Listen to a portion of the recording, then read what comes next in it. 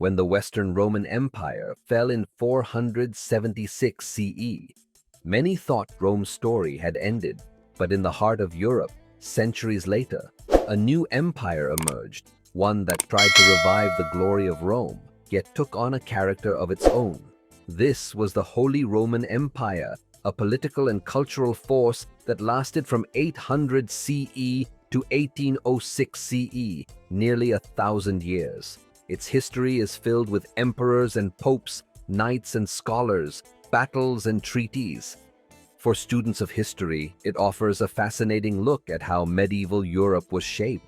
The origins of the empire go back to the Franks, a powerful Germanic people. Their greatest ruler, Charlemagne, Charles the Great, united much of Western and Central Europe under his crown. On Christmas Day, 800 CE, in the city of Rome, Pope Leo III crowned Charlemagne Emperor of the Romans. This moment symbolized the rebirth of the Roman idea in the West, though the empire that emerged was very different from ancient Rome. Historians often see this as the founding moment of the Holy Roman Empire. Unlike the centralized Roman Empire, the Holy Roman Empire was not ruled from a single capital. Instead, it was a loose collection of kingdoms, duchies, principalities, and free cities, each with its own traditions.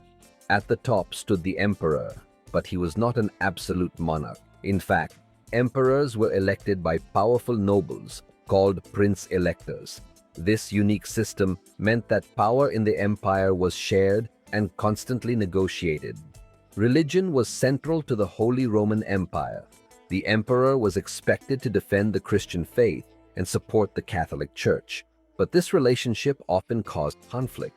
One major struggle was the investiture controversy in the 11th century, when popes and emperors argued over who had the right to appoint bishops.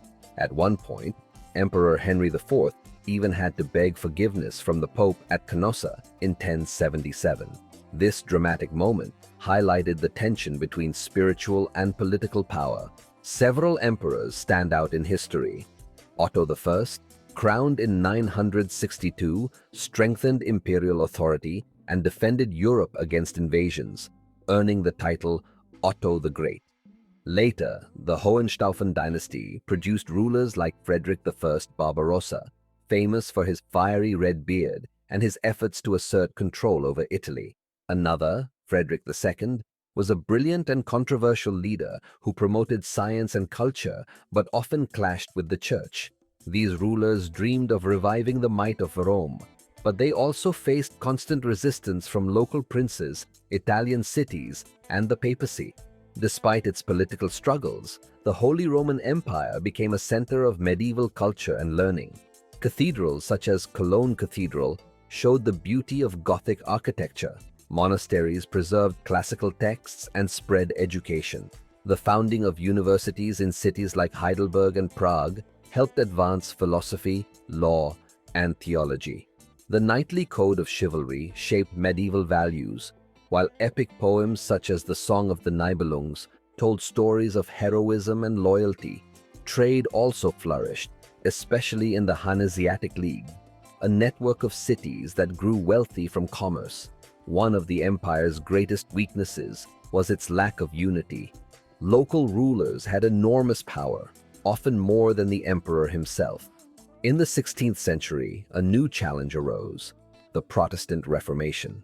In 1517, Martin Luther criticized church practices, sparking a movement that divided Christianity. Many German states adopted Protestantism, while the emperor remained Catholic. This division led to wars of religion, culminating in the 30 Years' War, 1618 to 1648. This conflict devastated much of Germany, caused millions of deaths, and left the empire weakened. The Peace of Westphalia in 1648 granted greater independence to the states within the empire, making the emperor even less powerful. By the 18th century, the Holy Roman Empire was still vast in name, but weak in reality. It had become more of a loose federation than a unified empire. The final blow came with the rise of Napoleon Bonaparte in France. After a series of defeats, Emperor Francis II dissolved the Holy Roman Empire in 1806, ending over 1,000 years of history. The Holy Roman Empire may not have been holy, Roman, or even a strong empire, as the philosopher Voltaire once joked. Yet, its legacy is undeniable. It preserved the idea of a united Christian Europe. It nurtured art, architecture, and learning. It influenced the legal and political traditions of Central Europe. It served as a bridge between the ancient world and modern Europe. For students, the Holy Roman Empire teaches us about compromise, diversity, and the balance of power. It reminds us that history is not only about empires that conquer and control, but also about those that endure through complexity and cooperation.